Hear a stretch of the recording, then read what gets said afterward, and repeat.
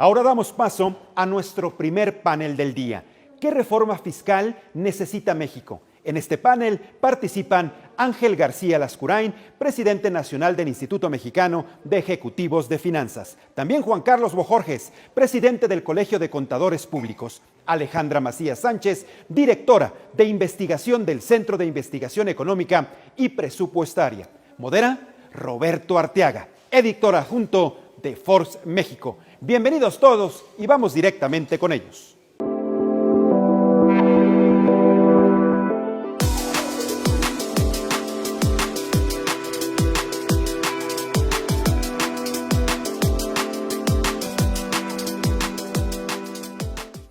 Hola amigos y amigas de Forbes, es un placer saludarles en este foro Forbes Conecta la Ruta Decisiva y estamos en un panel que puede resultar interesante para cualquier mexicano y mexicana, ya que es decisivo para el crecimiento económico del país.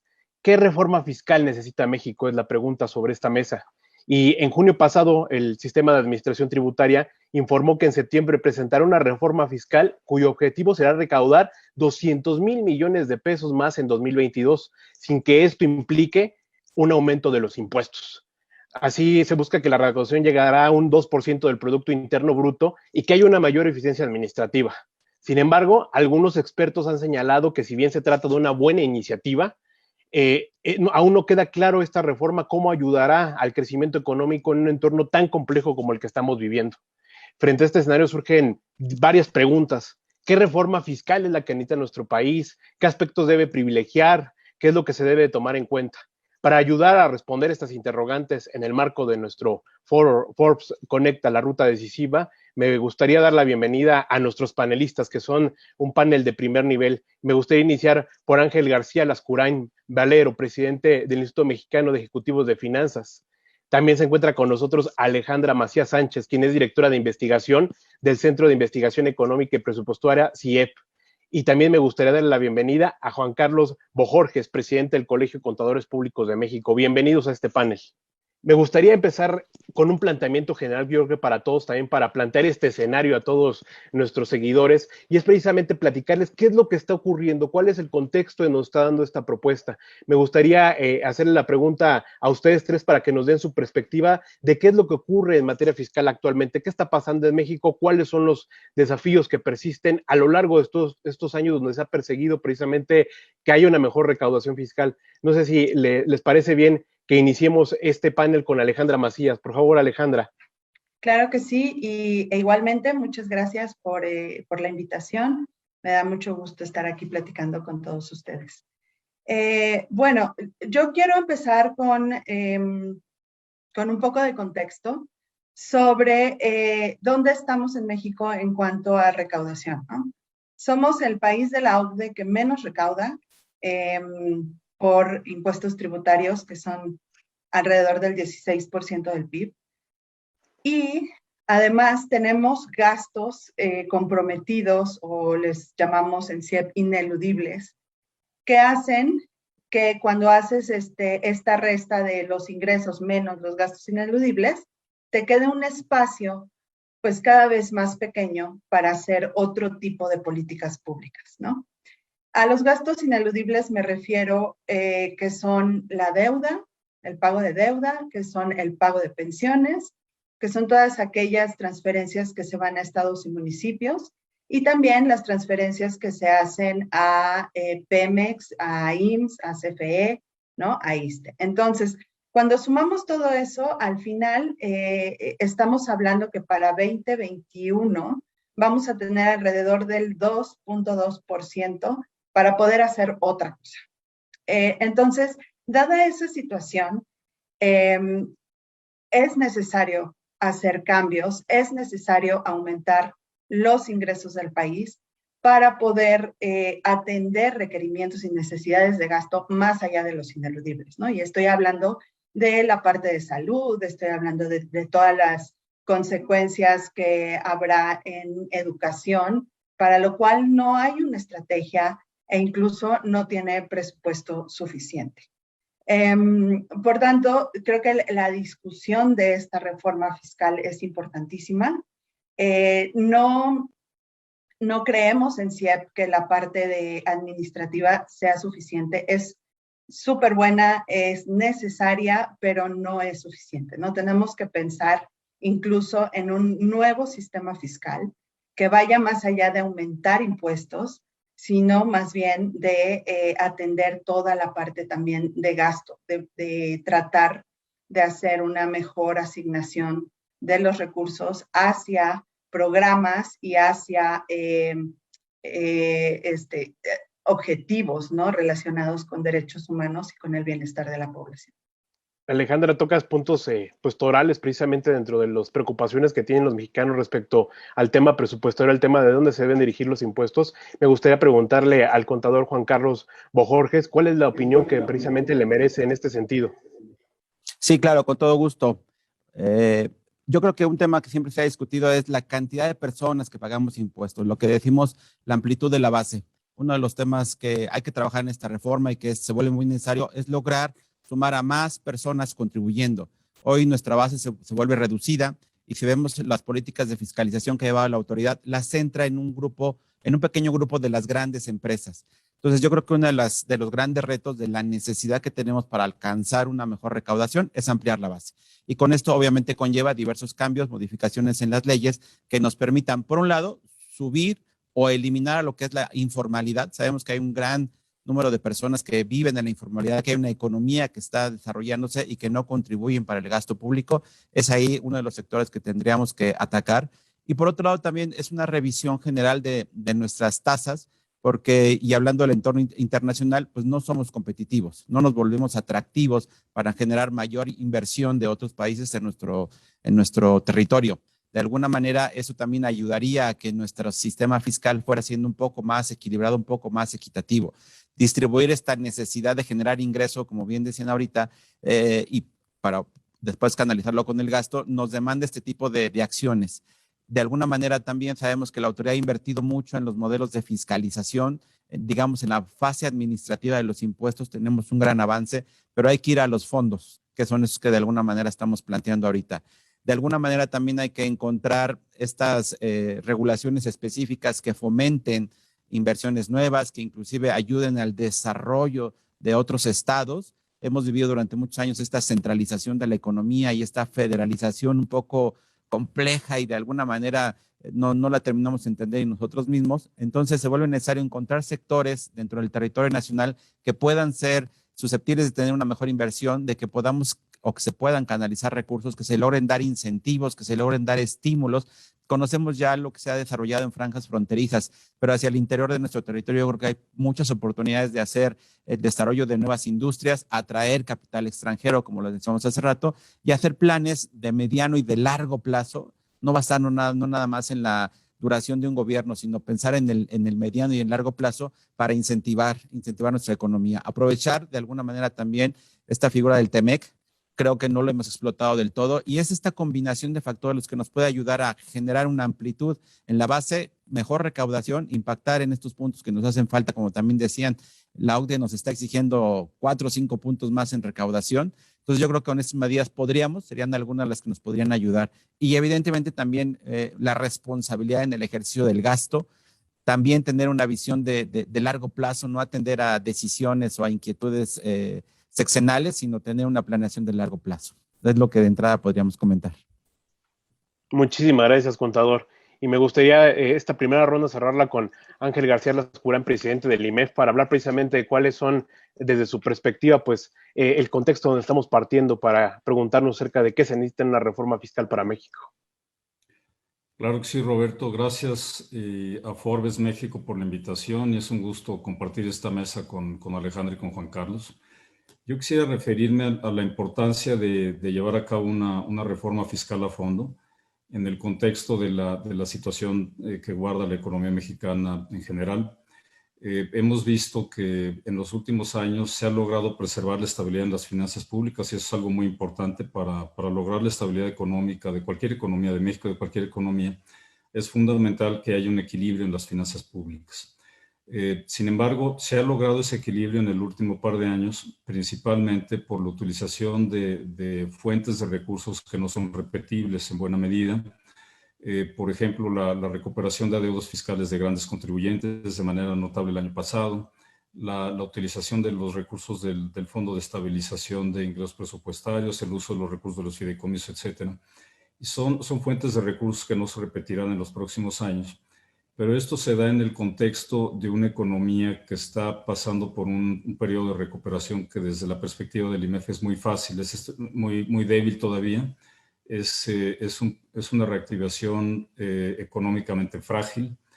Y a nosotros nos preocupa que una vez que termine el rebote de la pandemia, lo que estamos viendo ahora en una serie de indicadores positivos de la economía, pues es básicamente el impacto de la reanudación de actividades y de la demanda externa. La demanda interna, la economía doméstica, principalmente la inversión y el consumo, continúan en niveles muy deprimidos.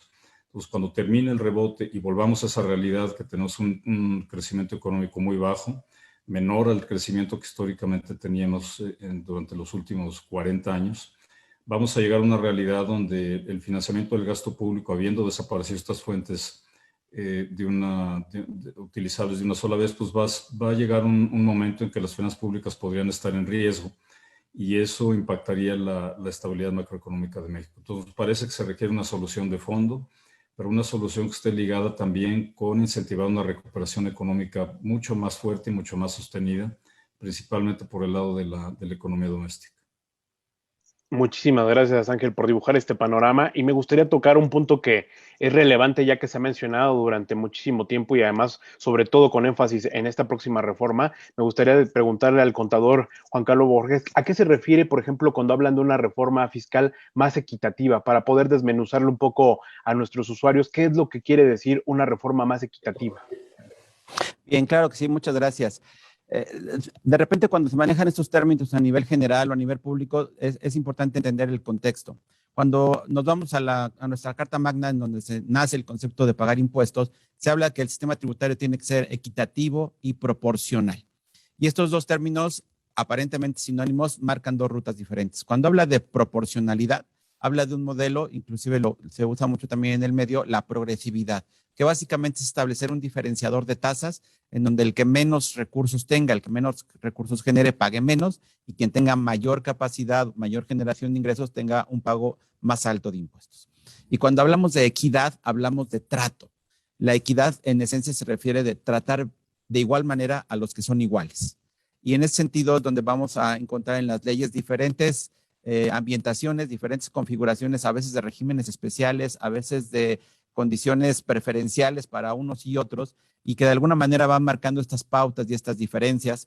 Se habla mucho de que aparentemente las grandes empresas, los grandes consorcios tienen grandes facilidades por los esquemas que existen y de alguna manera los pequeños contribuyentes o las empresas de menor magnitud tienen menor alcance.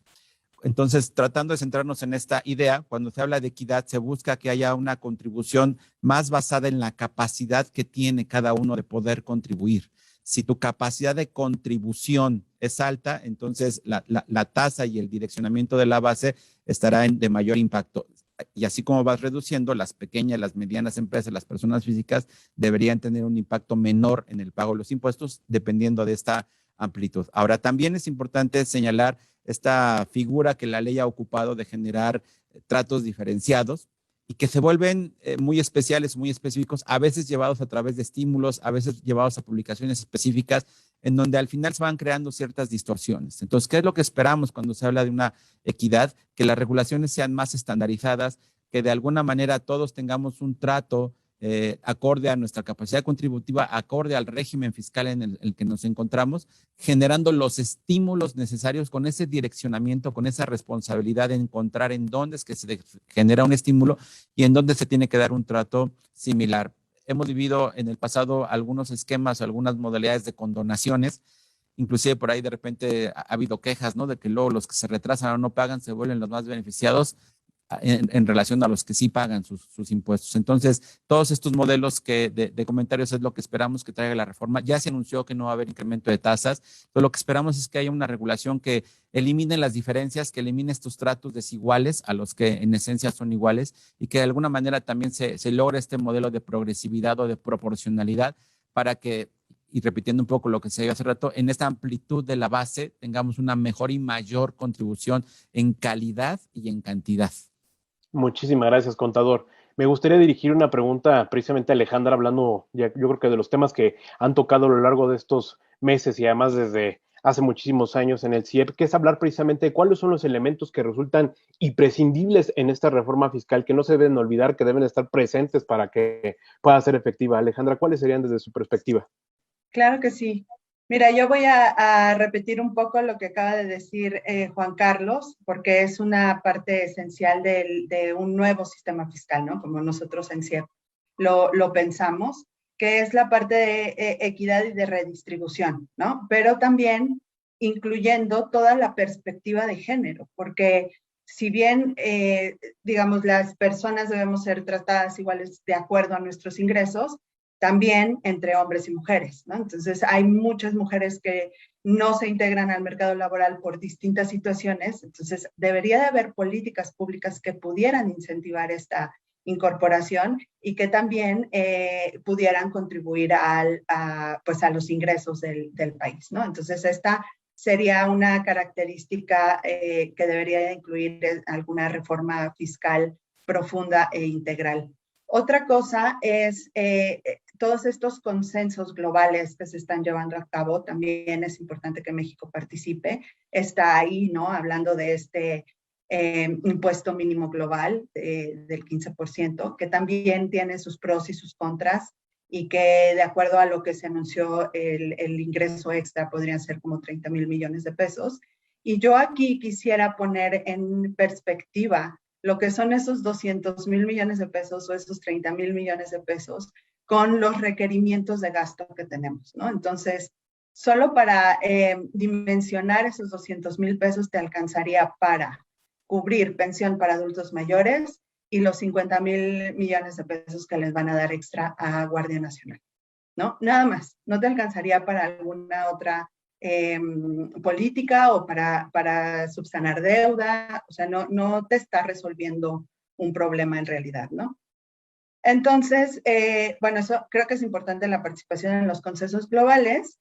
La informalidad, que también ya se comentó, es un grave problema, ¿no? Que merma la base tributaria y que además también pasamos a toda la parte de pago de cuotas a la seguridad social, ¿no? En muchos países, digamos Noruega, Alemania, en realidad sus ingresos por impuestos es a través de cuotas a la seguridad social.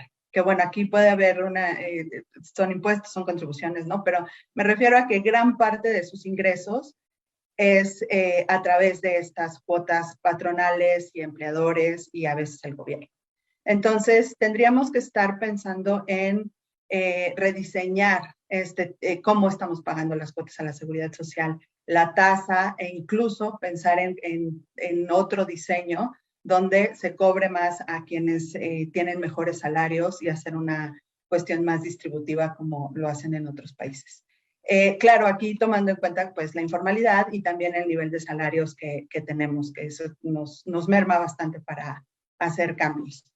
Otro aspecto bien importante es el intergeneracional, que ese sí es tema completamente CIEP y que nos preocupa bastante porque tiene que ver con la sostenibilidad de las finanzas públicas y con el aspecto de que seamos equitativos esta generación con las generaciones que siguen. Si nosotros seguimos adquiriendo deuda o debido a que tenemos este espacio fiscal tan pequeño, pues alguna de la forma de financiarse es deuda y esa deuda la van a pagar las siguientes generaciones. Y si no hacemos cambios hoy, si seguimos pagando esos niveles de pensiones, de deuda y de transferencias a estados, las siguientes generaciones van a estar pagando más impuestos por servicios que a lo mejor estén peor en calidad de lo que están ahora, ¿no? Y otra cosa es, ligado con la parte local, sería fortalecer, ¿no? Cambiar ese pacto fiscal que se tiene con entidades federativas y que ellas fortalezcan sus ingresos locales, ¿no? Hay impuestos que ellos pueden cobrar, que muchas veces no lo quieren hacer por cuestiones más bien electorales y políticas, y por ahí vemos una vía para poder quitar un poco de peso a la federación y que las entidades federativas pudieran fortalecerse. Claro, esto con dadas las características de cada una de las entidades, que sabemos que México es súper heterogéneo de norte a sur, ¿no? Y lo último, que creo que también lo mencionó Juan Carlos, es la parte de los gastos fiscales, ¿no? Lo que, digamos, se pierde de ingresos por esta parte ronda el 3% del PIB, entonces sí creemos que es algo que debería revisarse, rediseñarse y, bueno, todos estos beneficios van más al último, al decil más rico, por tanto sigue siendo desigual. Muchísimas gracias, Alejandra. Si te parece bien, en un momento retomamos algunos puntos para poder hablarlos dentro de la siguiente ronda. Y antes me gustaría preguntarle a Ángel García, las Jurain, precisamente un tema que también resulta crucial. El IMEF ha hablado que no solamente basta con una reforma fiscal que ataque precisamente la evasión, que otorga apoyo, sino más bien se requiere mucho más para incentivar el crecimiento económico de México. Me gustaría preguntarle, Ángel, ¿cuáles son los elementos que ustedes traerían a la mesa precisamente para lograr que esta reforma dé el crecimiento que requiere el país? Claro, Roberto. Nosotros hemos visto de manera positiva algunos de los elementos de las modificaciones que ha impulsado el SAT, que ha comunicado recientemente. Nos parece bien que haya una simplificación administrativa, que se facilite el cumplimiento de obligaciones fiscales en general. Nos parece también muy adecuado que no se recarguen los contribuyentes cautivos que siempre pagan, que haya un mayor enfoque hacia la ampliación de la base de contribuyentes. Sin embargo, pensamos que los anuncios son plenamente recaudatorios. No es una reforma que esté incentivando el crecimiento económico. Nos parece que es una reforma o medidas fiscales con una visión de corto plazo, no con una visión estructural de mediano y de largo plazo.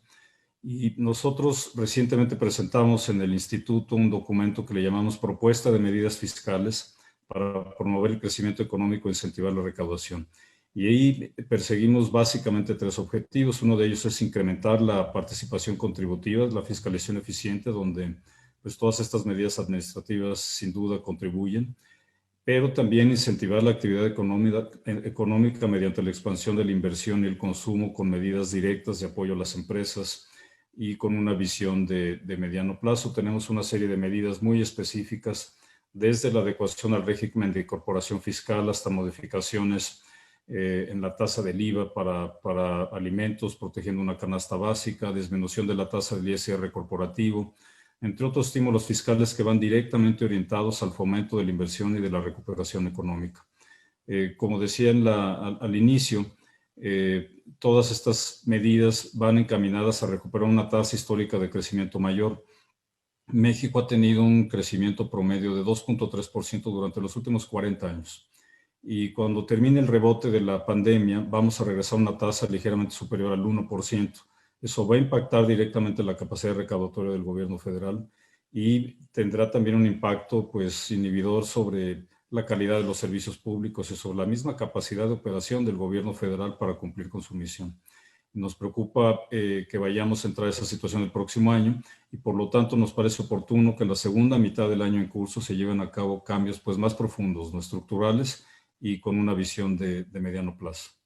Muchísimas gracias, Ángel García Luscurain. Me gustaría iniciar esta penúltima ronda con una pregunta que también es crucial, precisamente hablando del tema de México. Ustedes han referido, pues, precisamente estas recomendaciones que ha hecho la OCDE a México como país. En este caso, pues, una reforma fiscal también requiere atender ciertos elementos que ustedes han puesto sobre la mesa en este panel. Y me gustaría preguntarles, ¿qué recomendarían ustedes precisamente como a las autoridades fiscales para lograr precisamente que esta reforma sí tenga realmente el calado que se ha esperado durante varios años? Ustedes han hablado del crecimiento económico de México que muestra pues signos de estancamiento. De hecho, antes de esta pandemia ustedes han hablado de esta trayectoria que lleva la economía y me gustaría precisamente iniciar con el contador Juan Carlos Bojorges para que nos platique qué es lo que le recomendaría, cuáles son las recomendaciones como especialista que debemos tomar en cuenta. Claro que sí, muchas gracias. Yo creo que es también tomar un poco las ideas que ya virtieron también Ángel y Alejandra y de alguna manera ir centrando. Yo creo que un tema fundamental es volvernos atractivos para la inversión. Eso se vuelve necesario, tanto inversión extranjera como inversión propia. De alguna manera tenemos que saber que a la par de una reforma fiscal hay que equilibrar otros sectores, como por ejemplo la parte financiera. Sabemos que el modelo de financiamiento que tenemos no es el más atractivo ni el más alentador para generar inversión o para contraer deuda y poder pagar en el mediano o en el largo plazo.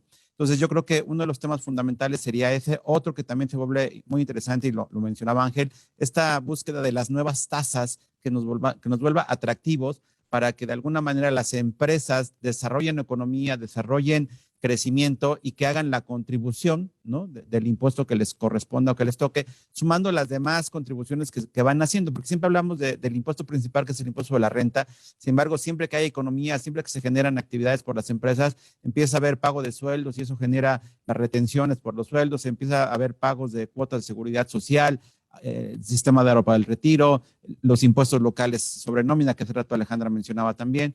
De alguna manera, encontrar esos lugares, que sería complementar esta mención, dentro del territorio nacional donde es posible, necesario y conviene hacer este desarrollo, ¿no?, para potencializar áreas que pueden tener ciertas características especiales. Sabemos que de repente nos volvimos un poco atractivos para la industria automotriz y tenemos aquí algunos clústeres establecidos, pero creo que hay mucho tipo de industria que podríamos atraer, ¿no? Aprovechar sin duda alguna esta relación económica que nos genera el TEMEC, ¿no?, en principio con los Estados Unidos, pero al final siempre esta posibilidad, esta gran puerta que representa este intercambio internacional, la podemos explorar y de alguna manera generar estabilidad, ¿no? Hay un tema central aquí en el que la legalidad siempre se ha comentado mucho. Nos ven un país de alguna manera inestable en esta cuestión de las reglas. Yo creo que también es importante tener una seguridad más concreta, hacer una gran reforma y no estar haciendo reformas a cada rato que van impidiendo esta seguridad, esta certeza, esta visión que muchas empresas requieren de largo plazo. Decíamos hace rato también este modelo de equidad, encontrar cuáles son las figuras de excepción que no convienen, cuáles son las figuras de condonación que no nos ayudan y eliminarlas y generar un piso parejo, dicen por allá, en el que estemos contribuyendo, darles autonomía a los estados, inclusive incentivar a que los propios estados generen contribuciones para que logren este desarrollo económico, cambiar la ley de coordinación fiscal, este tema de cómo se distribuye el gasto, este modelo recaudatorio que tenemos, que todo se va a la federación y luego la federación redistribuye, creo que también tiene muchas posibilidades de ser mejorado y que concepto social de la redistribución del ingreso verdaderamente alcance a mayor cantidad de personas. Y finalmente, bueno, también es necesario el combate a quienes están en un estado de ilegalidad, ¿no? Sabemos que han pasado muchos modelos recientemente, se ha hablado de las factureras, de las operaciones apócrifas, de los modelos de subcontratación. Yo creo que ahí también será importante terminar esta adecuación de leyes para que se vuelva contenido la comisión de estos delitos y que verdaderamente quien esté cometiéndolos reciba la sanción correspondiente, pero quien esté contribuyendo y esté generando economía, fortalecerlo, incentivarlo. De manera muy general serían los comentarios. Muchísimas gracias, contador. Alejandra, me gustaría también preguntarte en este sentido, ¿cuáles son tus recomendaciones? Tú hablabas de varios puntos en la ronda pasada acerca de lo que debería contener precisamente esta reforma. ¿Cuáles son las recomendaciones en donde tú acentuarías precisamente la importancia?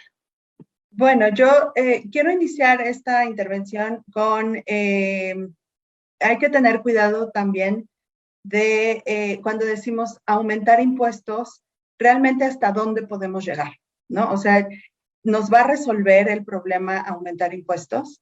Tal vez no solucionan el problema, ¿no? Nosotros hicimos un documento que publicamos hace 3 semanas donde hacemos unas simulaciones o cálculos de potencial recaudatorio, donde varias medidas no superaban el 1% del PIB. Solamente el poner IVA a alimentos y medicinas nos daba como 1.7 del PIB extra, pero también tiene un problema de redistribución, ¿no? Tendría que ir acompañado por algunos programas sociales que contrarrestaran los efectos a las familias más pobres. Entonces, dado esto, sí quisiera insistir en medidas más relacionadas con fortalecer la recaudación local. Bueno, la otra parte que sí creo que es importante es hacer una revisión de los gastos, ¿no? Hablar de redistribución, de cómo se está ejerciendo el gasto público ahorita. Como lo han mencionado mis compañeros de panel, la inversión está súper deprimida y sí sería necesario hacer una revisión de gasto, por ejemplo, en pensiones o incluso en los subsidios que se van a CFE, que son bastante altos y que desplazan otro tipo de gasto, ¿no? Como es el que va a salud, el que va a educación y el que va a inversión. Bueno, es impresionante que para 2021 la construcción de obra pública represente el 1.5% del PIB. Muchísimas gracias, Alejandra. Y Ángel, me gustaría preguntar cuáles son las recomendaciones que da, hablando precisamente de un terreno tan acotado como el que han dibujado los panelistas a lo largo de esta mesa. ¿Cuáles son los elementos en donde podríamos apretar estos engranes para que funcione la reforma? Sí, con gusto, Roberto. En el documento que mencionaba antes viene una serie de recomendaciones muy puntuales, ya mencionaba yo algunas. Adicionalmente hay otras, como por ejemplo, para la promoción del empleo, permitir la deducción del 100% de las prestaciones sociales, una serie de medidas también para la simplificación en el cumplimiento de obligaciones de personas físicas. Hablé de la disminución de la tasa del ISR corporativo, de los ajustes a la ley del IVA y otra serie de estímulos, como ya mencionaba, orientados al impulso de la inversión. Pero este documento lo estamos presentando en el contexto de política fiscal vista en un contexto mayor. Nos parece, y lo mencionamos cuando presentamos el documento, que la mejor manera de lograr una recaudación elevada y sostenible en el largo plazo es un cambio de narrativa por parte de la autoridad, dejar las iniciativas que se han presentado de manera constante en la Cámara de Diputados, que son iniciativas pues que afectan el ambiente de inversión en general. Con un cambio de narrativa y estas medidas fiscales que estamos proponiendo, estaríamos regresando si volvemos a los niveles de inversión históricos, público y privado, que ya tuvimos en el pasado, previo a la pandemia y en años anteriores, estaríamos logrando una tasa de crecimiento de la economía del 5.9% para el próximo año, después del rebote, y eso permitiría aumentar la recaudación en 1.9% del PIB. Coincido plenamente con Alejandra que medidas puntuales tienen un impacto limitado. La mejor forma de tener finanzas públicas equilibradas, sostenibles en el mediano plazo y que alcance para todos los requerimientos que tenemos en México desde el punto de vista de política pública, es necesario tener un cambio en la narrativa gubernamental y orientarse hacia la promoción decidida de la inversión privada. Nos parece que la única solución de fondo va por ahí. Muchísimas gracias, Ángel. Y pues precisamente encontrando eco en sus palabras, hablando de los momentos históricos que vivimos, estamos frente a un panorama complejo donde una reforma pues antes ya era inevitable, le exigía la economía del país y ahora pues se vuelve fundamental frente a todo el entorno económico global. Me gustaría esta última ronda aprovecharla para que ustedes precisamente en este momento histórico manden un mensaje desde este panel a las autoridades, a todos los que están precisamente hablando sobre este tema. Entonces me gustaría iniciar este panel de cierre de conclusiones con el contador público Juan Carlos Bojorges para que nos dé su perspectiva y si les parece ahorita cerramos con todos. Gracias. Bien, claro que sí, muchas gracias. Bueno, no quiero terminar mis comentarios, sino antes agradecer a Forbes por esta participación. Yo creo que son eventos que nos ayudan y que nos fortalecen como nación. Y justo en este orden de ideas, yo creo que una de las primeras cosas que me atrevería a recomendar en este modelo es que el gobierno acepte la participación de personas capacitadas, de personas especialistas. Estos modelos de acercamiento, de colaboración entre la ciudadanía y el gobierno deberían ser un ejercicio diario, una práctica frecuente para poder escuchar todas las voces, los que técnicamente tienen una preparación, los que viven el entorno económico de las empresas, los que de alguna manera están en modelos académicos de investigación, es decir, escuchar todas las voces, llegar a consensos, hacer investigación y proyectar y pensar hacia largo plazo. Es una petición que se vuelve sencilla, entendemos que no es un modelo simple, acotando realidades, ¿verdad? Que cada plan sexenal renueva y cambia a nuestro país, pero yo creo que es el momento también de tomar esta responsabilidad y que como sociedad civil también exijamos esta participación. Nosotros desde el colegio y a través del Instituto Mexicano de Contadores Públicos hemos tenido diversas iniciativas acercando estas propuestas. En algunas ocasiones nos han escuchado, en algunas otras no. Otro tema que se vuelve fundamental también es en esta situación particular que estamos viviendo, en donde el entorno económico se vuelve complejo, se vuelve agresivo, también establecer un plan que sea de manera muy concreta a incentivar a la economía, incentivar de manera concreta a las empresas, sin perder también el direccionamiento responsable del gasto, porque sabemos que también en este modelo en el cual el ingreso se redistribuye a través del ejercicio del gasto, se vuelve necesario también inclusive encontrar un modelo, por ahí se ha hablado anteriormente, un consejo asesor, un modelo en el cual haya observadores, haya reguladores que permitan tener un mejor direccionamiento del gasto, inclusive la evaluación de los resultados y la ponderación del beneficio, la cantidad de personas beneficiadas con cada tipo de gasto. Eso ayudaría a equilibrar también de manera importante, porque al final esta mezcla fiscal es ingreso-gasto. Hablábamos hace rato también del modelo de endeudamiento. Es un modelo en el cual de repente se recurre mucho y heredamos deuda para generaciones futuras y entonces desplazamos esos recursos futuros que podrían destinarse a otras obras, los desplazamos al pago ineludible de la deuda, ¿no? Una revisión integral al modelo de pensión que tenemos, que sabemos que no es un modelo sencillo, no es algo que podamos tener una solución inmediata, pero que se vuelve importante porque los puntos que cada año va comiendo del PIB este pago de pensiones se vuelven alarmantes. Y es una situación que no nada más en México, a nivel mundial lo estamos viviendo, pero bueno, cada quien tendrá que ir resolviendo su modelo particular. De alguna manera también renovar el pacto fiscal con los estados. Sabemos que hay diferentes entidades en el país que generan más o menos economía o de alguna manera están dotados de recursos naturales o de modelos que les benefician. Bueno, ¿cómo reescribimos este pacto fiscal para que la distribución, primero la generación del ingreso sea más enfocada a lo local, a lo estatal, y de alguna manera lo que tenga que redistribuirse a nivel federal se negocie de nueva cuenta y haya un consenso muy bien logrado, pero además, insistiendo mucho en eso, un direccionamiento hacia desarrollo económico, bienestar social, sin duda alguna, porque es una necesidad que tenemos como país, y que los sectores que es necesario fomentar lo hagamos: educación, sin duda alguna, salud, y que de alguna manera también estos planes sean compartidos y sean entendidos en el gran entorno económico mundial. Muchísimas gracias, contador. Alejandra, ¿cuáles son sus conclusiones finales? Muchísimas gracias. Muy bien, pues yo terminaría diciendo que la reforma fiscal es muy necesaria, dada la situación de los ingresos y la tendencia que tenemos en el gasto, ¿no? En proyecciones que hemos hecho en CIEP, pensamos que para 2024 se podrían estar gastando 10 puntos porcentuales del PIB entre pensiones y deuda. Y eso, la verdad es que es muy preocupante, podría poner en riesgo todo el sistema fiscal y, bueno, eso tiene implicaciones, pues, tanto de productividad, de crecimiento, pero también implicaciones sociales, ¿no?